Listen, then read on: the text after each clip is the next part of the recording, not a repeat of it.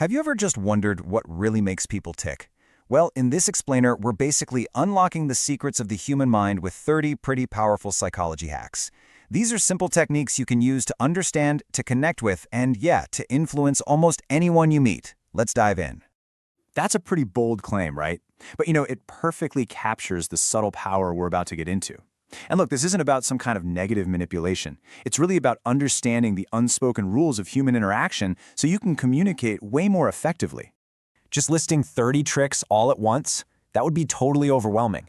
So to make this stuff actually useful, we've organized them into 4 distinct toolkits that you can start using like today.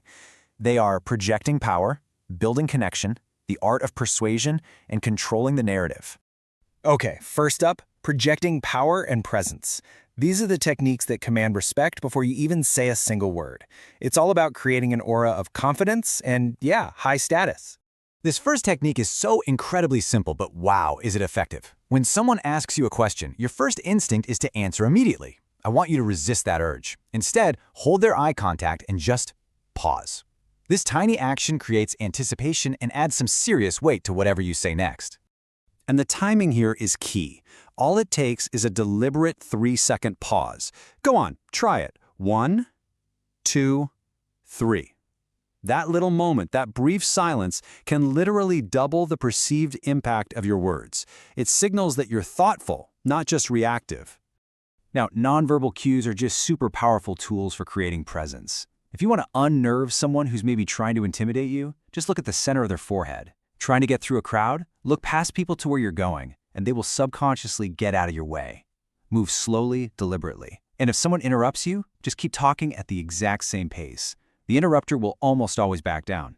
Oh, and maintain strong eye contact. And don't be afraid to take up a little more physical space. These are all signals of high status.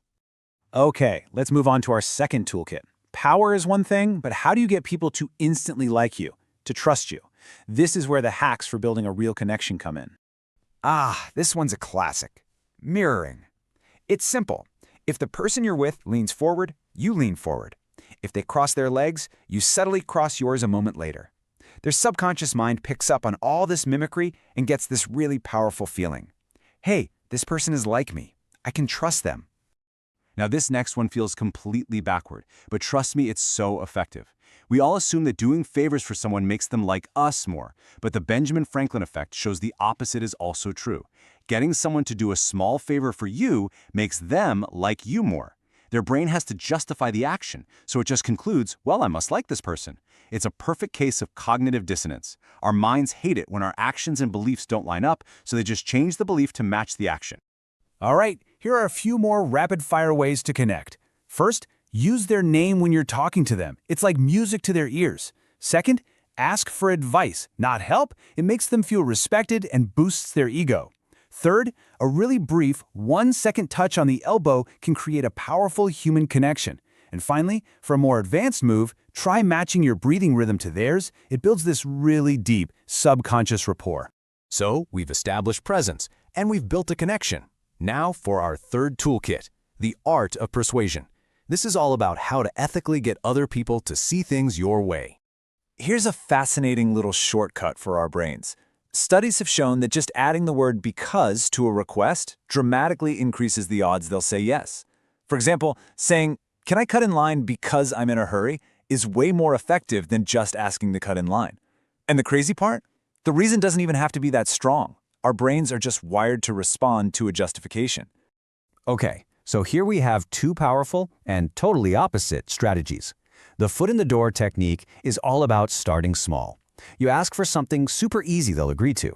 Once you get that first yes, their brain is kind of primed to keep agreeing, which makes them way more likely to accept your real, larger request. Door in the face is the exact opposite. You start with a huge, unreasonable request you know they'll say no to. When they reject it, you follow up with your actual, smaller request. All of a sudden, it seems so much more reasonable, and they often feel kind of compelled to agree. Let's add a few more tactics to our persuasion toolkit, shall we? First, subtly nod your head while you're making a request. They'll often start nodding right along with you. Second, instead of a yes or no question, offer 2 options where both outcomes are good for you. Third, if you're in a disagreement, frame it as us against the problem, not me against you. And finally, if someone's on the fence, use the takeaway. Act like you're withdrawing the offer. This taps into something powerful called loss aversion. The pain of losing something feels way stronger than the pleasure of gaining it. All right, on to our final toolkit, controlling the narrative. This is all about managing the flow of a conversation, gathering information, and making sure you end things on your terms. So picture this. You need a piece of information, but you can't just ask for it directly, and you kind of suspect they might not tell you the truth anyway. What do? Well, the answer lies in what's known as Cunningham's Law. It's a principle a programmer named Ward Cunningham noticed. He realized that the best way to get the right answer on the internet isn't to ask a question, it's to post the wrong answer. Why? Because people have an almost irresistible urge to correct other people. By stating something you know is incorrect, you can prompt them to give you the very information you were looking for. And here are the final techniques for our last toolkit.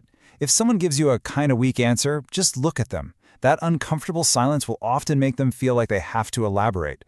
To get a room's attention back, don't shout, whisper. People will lean in to hear you. If you think someone's lying, just ask for more and more details. They'll often get tangled up in their own story. And finally, always try to end conversations with powerful, positive words, because that's what people will remember most about you. We've covered a lot of ground in a really short time, right? We've gone from internal confidence all the way to external influence. So let's just put it all together with one final thought. You are now equipped with 4 distinct sets of tools.